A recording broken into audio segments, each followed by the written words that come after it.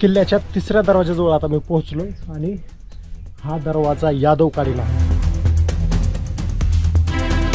समर्थांनी स्थापित केलेल्या मारुतरायाचे दर्शन घेतल्यानंतर आपण थोडंसं पुढे आलो की आपल्याला इथे देवटाके मिळते. शिवाजी महाराज आणि तानाजी मालुसरे यांची भेट मी तुम्हाला कशी झाली हे सांगतो.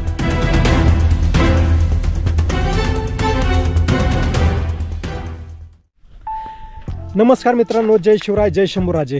आज आपण पाहणार आहोत तानाजी मालुसरे यांच्या शौर्यगाथेने गाजलेला सिंहगड किल्ला. आज हा सिंहगड किल्ला आपण काही वेगळ्या स्वरूपामध्ये पाहणार आहोत.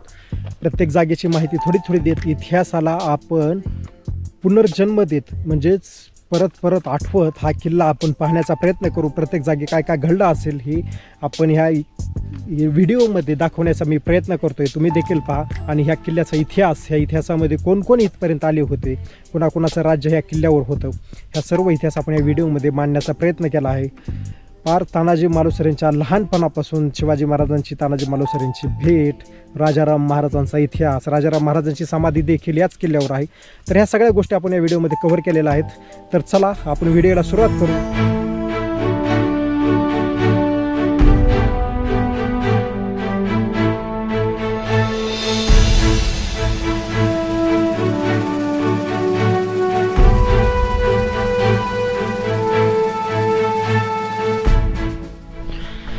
सकाळच्या आता 7 वाजलेत आणि मी किल्ल्यावर पोहोचलोय. इकडल्या साईडला सगळं असं धुकं पडल्यासारखं झालंय. तुम्हाला दाखवतो.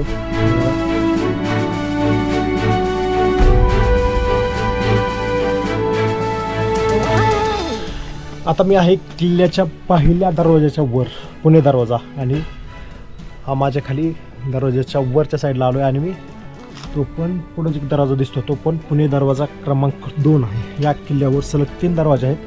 त्यापैकी हे 2 पहिले पुणे. ह्या दरवाजाला डोंजे दरवाजा असं देखील म्हटलं जातं.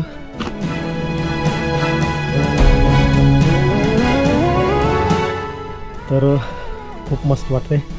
आणि सकाळ सकाळ पलीकडल्या साईडनं सूर्य येते बघा.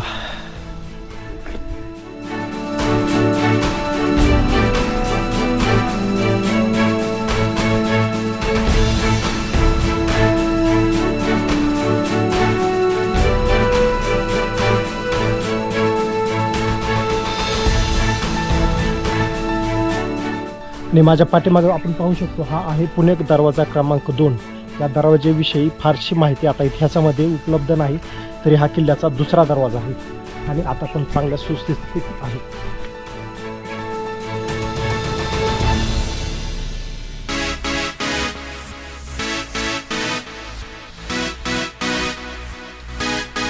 किल्ल्याच्या तिसऱ्या दरवाजाजवळ आता मी पोहोचलोय आणि हा दरवाजा यादवकालीन आहे. तिथं कमळाचं वगैरे चित्र काढलेलं आहेत, गणपतीच्या वगैरे मूर्त्या आहेत आणि शिल्प वगैरे आहेत जे की यादव काळामध्ये केले जात असत.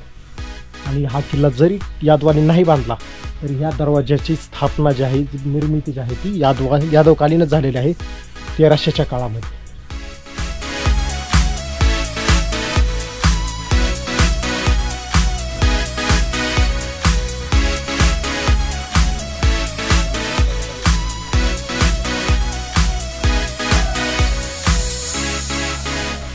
हे आहे किल्ल्यावरील दारूचे कोठार.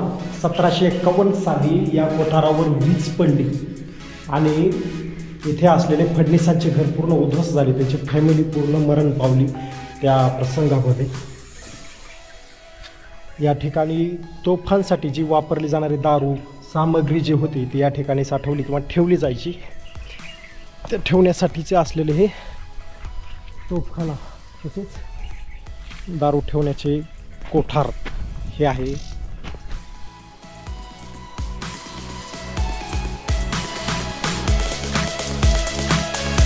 दारूचं कोठार पाहून झाल्यानंतर आता आपण पाहणार आहोत घोड्याची पागा. पागा म्हणजे पूर्वीच्या काळी तबेलेला पागा म्हटलं जायचं. त्या ठिकाणी घोडे बांधले जायचे. त्यांचं ऊन, वारा आणि पावसापासून संरक्षण करण्यासाठी ही पागा तयार केलेली होती. ही पागा जी आहे ती डोंगरातील कातळ कोरून तयार केलेली आहे. चला आपण ते पाहू. अशा प्रकारे घोड्याची पागा आहे. घोड्याची पागा आपण याच्या अगोदर लोहगड किल्ल्यावर पण पाहिली होती. ही पण काही प्रमाणामध्ये तशीच आहे, कळत नाही. ऐतिहासिक अशी ही पागा आहे. ही पागा बहुतेक या दुगांच्या काळाच्या अगोदरची खूप प्राचीन अशी काळ आहे, म्हणजे 13व्या शतकाच्या पण अगोदरची पागा आहे. कारण ह्या किल्ल्याचं बांधकाम जे आहे ते यादवकालीनच्या पण अगोदरचं आहे. याची नोंद अजून मला काही नाही सापडली की कधी हा किल्ला बांधलेला होता, पण यादवांच्या अगोदरचा आहे एवढं मात्र नक्की.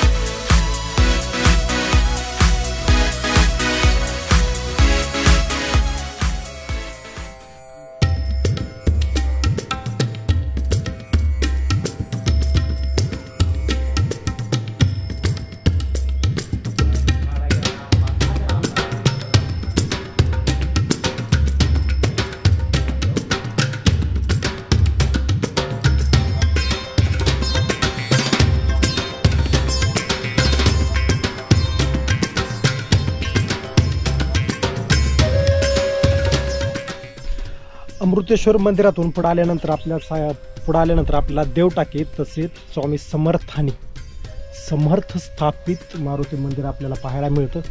त्या मारुतीरायाचे आपण दर्शन घेऊ. चला.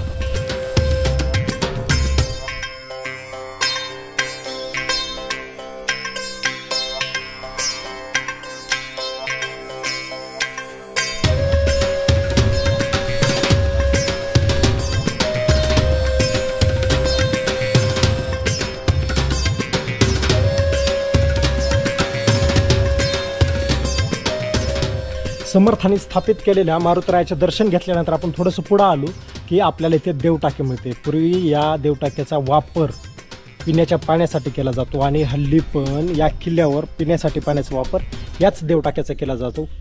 इथलं पाणी एकदम स्वच्छ आहे आणि किल्ल्यावर जेवढे काही आपले खाण्यापिण्याची किंवा दुकानांची जी व्यवस्था केली आहे लोकांनी ते जे आहे ते इथलंच पाणी.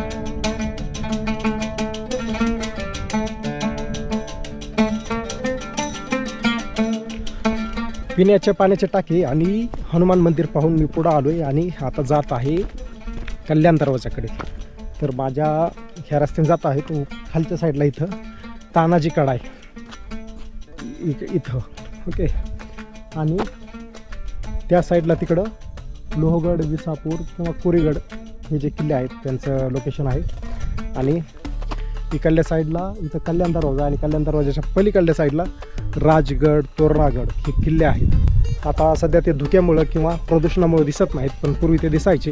आणि आता पण लॉकडाऊनचा जो काळ होता त्या काळामध्ये ते किल्ले स्पष्ट असे दिसत होते. कल्याण दरवाजाचा इतिहास. येथेच सूर्याजी मालुसरे यांनी युद्ध जिंकतेवेळी या दरवाजातूनच वरी प्रवेश घेतला होता. आणि हा जो रस्ता आहे कल्याण दरवाजातून वर येणार तो या दरवाजाचं नाव तिथे असलेल्या खाली कल्याण गावामुळे पडलेलं आहे. आता मी आलेलो आहे गडाच्या पश्चिम दिशेला असलेल्या कल्याण दरवाजाकडे. त्या दरवाजातून खाली गेलं तर आपल्याला कल्याण गाव लागतं आणि त्या गावाच्या नावाप्रमाणेच या दरवाजाला कल्याण दरवाजा असं नाव पडलेलं आहे. या दरवाजातून वर येताना हा एक पहिला दरवाजा आणि एक दुसरा दरवाजा असे दोन सलग दरवाजे लागतात. आणि या दरवाज्यामध्ये जिथं अर्धवट बाहेर आलेला हत्ती अशी मूर्ती काढलेली आहे आणि ऐतिहासिक असं ठिकाण आहे. आणि ज्यावेळेस तानाजी मालुसरे आपल्या सवंगड्यासोबत म्हणजेच मावळ्यांसोबत या किल्ल्यावर हमला करायला येत होते त्यावेळेस त्यांचे बंधू सूर्याजी मालुसरे यांनी काही मावळ्यांसोबत या दरवाज्यातून किल्ल्याचा प्रवेश घेतला होता. असं हे ठिकाण आहे. चला पाहूयात.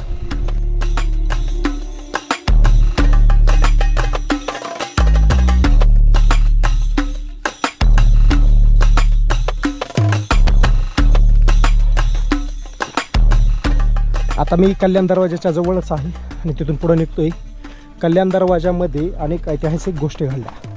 त्यापैकी एक म्हणजे सुभाषचंद्र बोस 1931 साली ज्यावेळेस सिंहगड किल्ल्याला भेट देण्यासाठी आली होती त्यावेळेस त्यांनी या कल्याण दरवाजामध्येच रवींद्रनाथ टागोरांनी जय शिवरायांवर काव्य रचलं होतं. त्या काव्याची मोठ्याने इथं म्हणून, म्हणजे ते काव्य मोठ्याने इथं या कल्याण दरवाजामध्ये त्यांनी म्हणलं होतं. आणि शिवरायांच्या पराक्रम पाहून त्यांनी उत्सुक होऊन आपल्या भारताच्या स्वातंत्र्यासाठी जी त्यांनी चळवळ केली होती, जे त्यांनी संघर्ष केला होता, त्या संघर्षाला इथूनच त्यांनी सुरुवात केली होती.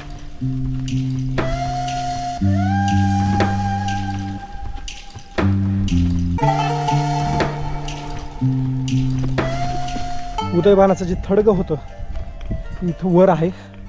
एंड पॉईंटला आलो आणि मला वाटलं इथून पुढं रस्ता आहे, पण रस्ता नाही. ॲक्च्युली मला थोडंसं वळण चेंज करून जावे लागेल, डायरेक्शन चेंज करावं लागेल. तो दिसतोय, तो आहे झुंजार बुरुज.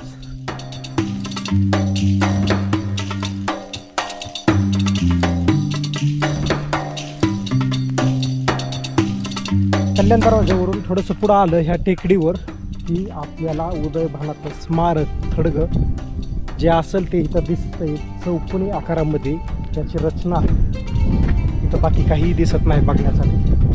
थडग्यासारखा एक आकार आहे उदयभानाचा. मे बी उदयभानाचा शेवट जो आहे तो इथंच झालेला असणार आहे. तानाजी मालुसरेंचा इतिहास असा होता, त्यांचे पूर्ण नाव होते तानाजी कोळोजी मालुसरे. ते गोडोली गावचे रहिवासी होते. मूळ गोडोली गाव होतं त्यांचं. आणि ते उमरठे किंवा उमरठा हे जे गाव आहे ते परत राहण्यासाठी गेले होते. काळ होता आदिलशाहीचा, मुसलमान सरदारांचा. मुसलमानांचं राज्य होतं आपल्या स्वराज्यावर आणि त्यांच्या गोडोली गावावर सतत आक्रमण होत असत. तानाजी मालुसरे लहान होते आणि त्यांचे वडील आणि त्यांचे चुलते हे पराक्रमी होते. त्यांनी आपल्या सवंगड्यांना घेऊन स्वराज्याची शपथ घेण्याचं ठरवलं. आपल्या होणाऱ्या आक्रमण याला प्रतिहल्ला करायचा आणि त्यांचे आक्रमण आपण फेटाळून लावायची असं त्यांची प्रतिज्ञा त्यांनी केली होती. ही ज्यावेळेस प्रतिज्ञा किंवा असं वातावरण त्यांनी गोडोली गावाच्या पंचक्रोशीत केलं हे एका वाईच्या मुसलमान सरदाराला कळलं आणि त्या सरदाराने गोडोली गावावर आक्रमण केलं. गोडोली गावामध्ये पूर्ण जाळून वगैरे टाकलं आणि मालुसरेंच्या कुटुंबाला खूप मोठा धक्का बसला. त्यांचे चुलते तसेच त्यांचे वडील म्हणजेच तानाजी मालुसरेंचे वडील काळोजी यांचं वीरमरण आले. त्यानंतर त्यांना गोडोली गाव सोडून जावं लागलं. ज्यावेळेस सूर्याजी मालुसरे आणि तानाजी मालुसरे यांना घेऊन त्यांची आई आपल्या आजोळाला म्हणजेच शेलार मामा यांच्या गावाला उमरठ्याला येऊन दाखल झाले. शेलार मामांनी त्यांना आधार दिला, त्यांना जमीन दिली, त्यांना घर वगैरे बांधून दिलं. म्हणजे त्यावेळेस घर म्हणजे कोपटांसारखे असतील तशा प्रकारचं घर शेलार मामांनी बांधून दिलं आणि त्यांच्या पोटाचीच म्हणजे जेवण्याची उदरनिर्वाहाची सुविधा करून दिली.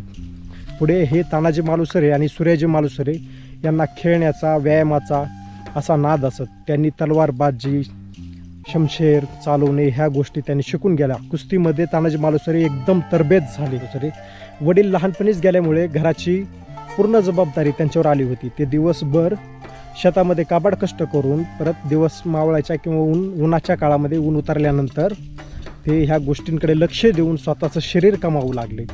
आणि ज्यावेळेस त्यांच्या पराक्रमामध्ये, त्यांच्या कार्यामुळे त्यांच्या गावच्या म्हणजेच उमरठ्याच्या पंचक्रोशीमध्ये त्यांची चांगलीच ओळख निर्माण झाली. त्यांना लोक मान सन्मान देऊ लागले, कार्यक्रमाने बोलवू लागले. परत काही दिवसानंतर तानाजी मालुसरे यांना माल पाटलांच्या लग्न समारंभामध्ये आमंत्रण भेटले येण्याचे. तो लग्न समारंभ खूप मोठा होता. त्या लग्न समारंभामध्ये देशपांडे, देशमुख, जावळीचे मोरे यांना देखील आमंत्रण होते. तानाजी मालुसरे येणार होते. त्यावेळेस लग्न समारंभामध्ये जे तरुण मुलं असतील, जे तारुण्यामध्ये आलेले मुलं असतील, त्यांना आपल्या शैली दाखवण्याचा कार्यक्रम त्या लग्नाच्या वरातीमध्ये ठेवला जायचा. आणि लोकांमध्ये एक म्हणजे आस राहिली होती की त्या लग्नाला शहाजीराजे भोसले यांचे मुलगा शिवाजी महाराज येणार होते. त्यावेळेस ते कमी वयाचे होते आणि ते येणार होते. यामुळं लोकांमध्ये एक उत्सुक प्रतिसाद होता. तो लग्नाला येण्यासाठी खूप गर्दी जमली होती आणि एक वर्तुळाकार पटांगण तयार होऊन प्रत्येकजण त्यामध्ये आपल्या ज्या कला आहेत ते दाखवण्याचे प्रयत्न करत होते. सरते शेवटी तानाजी मालुसरेंनी 2 तलवारी घेऊन आले आणि तलवारी चालून दाखवल्या.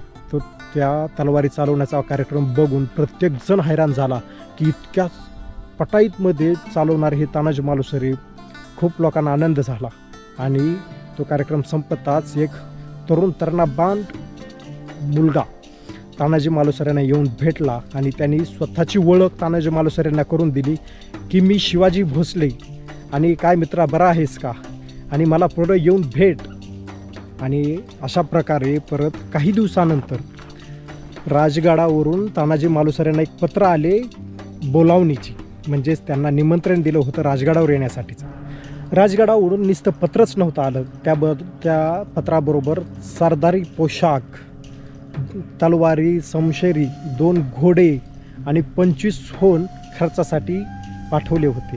आणि त्यांना राजगडाकडे येण्यासाठी खास निमंत्रण शिवाजीराजे भोसले यांनी तानाजी मालुसरे आपल्या सवंगड्याला दिलं होतं, कारण ते मैत्री त्याच प्रकारे त्यांना निभवायची होती. तानाजी मालुसरे यांचं शौर्य पाहून शिवाजी महाराज खुश झाले होते.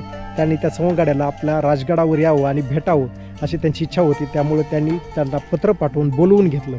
राजगडावर शिवाजी महाराज आणि तानाजी मालुसरेची भेट झाल्यानंतर काही दिवसांनी त्यांनी रायरेश्वर येथे जाऊन स्वराज्य स्थापनेची शपथ घेतली आणि पुढे आपले पराक्रम त्यांनी शिवाजी महाराजांना दाखवायला सुरुवात केली. अशी ही छत्रपती शिवाजी महाराज आणि तानाजी मालुसरे यांची भेट झाली होती.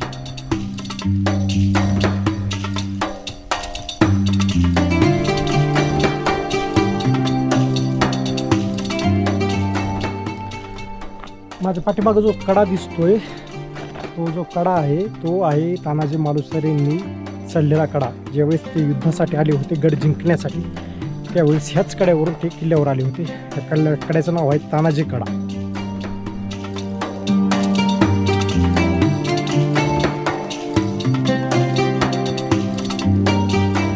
तानाजी मालुसरे आणि उदयभान राठोड या दोघांमध्ये ज्यावेळेस सिंहगडावर घनघोर युद्ध चालू होतं किल्ला जिंकण्यासाठी, त्यावेळेस युद्ध चालू असताना तानाजी मालुसरेंच्या हातातील ढाल तुटली आणि त्याने आपल्याजवळ असलेला शेला त्या हाताला गुंडाळला आणि उदयभानाचे वार ते त्या हातावर झेलू लागले शेला गुंडाळलेला.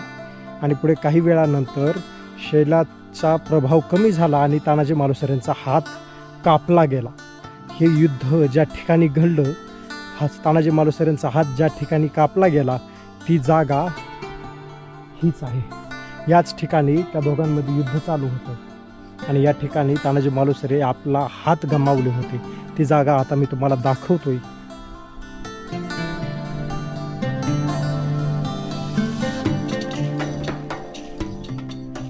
सोळाशे 1989 साली ज्यावेळेस छत्रपती संभाजी महाराज औरंगजेबाच्या कैदेत अडकले होते, त्यावेळेस महाराणी येसूबाई यांच्या नेतृत्वाखाली स्वराज्याचे 3रे छत्रपती राजाराम महाराज झाले होते. त्यांनी पुढे जाऊन जिंजी येथून स्वराज्य सांभाळलं आणि काही दिवसांनंतर ते ज्यावेळेस सिंहगडावर आले त्यावेळेस 3 मार्च 1700 साली राजाराम महाराज यांचं निधन झालं सिंहगड किल्ल्यावरच. तर सिंहगड किल्ल्यावर असलेली राजाराम महाराजांची समाधी आता आपण पाहणार आहोत.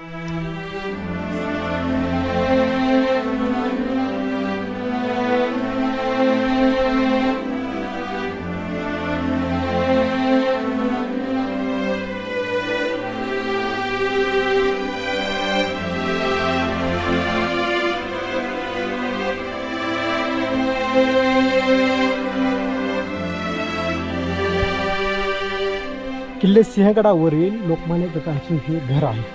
रामलाल नाईक यांच्याकडून विकत घेतलेल्या जागेमध्ये लोकमान्य टिळक येथे येऊन उन्हाळ्यामध्ये वगैरे राहत असत आणि इतिहासातील एक ऐतिहासिक घटना या ठिकाणी घडली आहे. म्हणजेच महात्मा गांधी तसेच लोकमान्य टिळक याच बंगल्यावर भेटलेले होते. तर हा बंगला आहे सिंहगडावरील लोकमान्य टिळकांचा.